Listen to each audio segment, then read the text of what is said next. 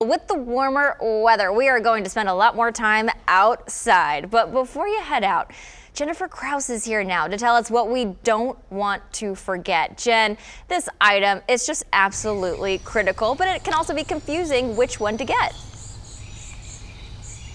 That's right. And we're not talking about sunglasses or a cold beverage. I mean, all good things to have if you're going to be outside. But whether you're going to be at the pool or at the lake or even in your backyard just sunning, the number one thing you want is sunscreen.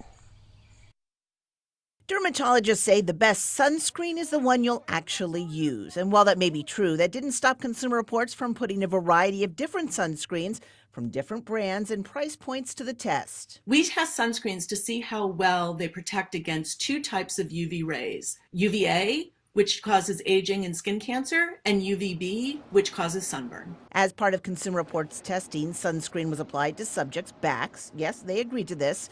Then they soaked in a tub for 40 or 80 minutes, depending on the product's water resistance claim.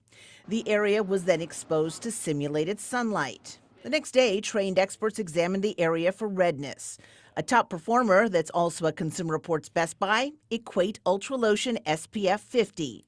Consumer Reports also asked panelists to test sunscreens for scent, feel, and appearance. In our tests, we found several sunscreens that absorb quickly into skin and leave little to no residue on people of a variety of skin tones. Alba Botanica Hawaiian Coconut Clear Spray SPF 50 got kudos from the majority of the panelists and also tested well in Consumer Reports' overall ratings. And after numerous recalls of some aerosol sunscreens because of contamination with the chemical benzene, Consumer Reports looked for benzene in all of the aerosol sunscreens it tested. The good news is that all of the products that we tested for benzene came back negative. To check if you have a recalled sunscreen spray, go to cr.org/benzene. And if you have one, be sure to throw it away.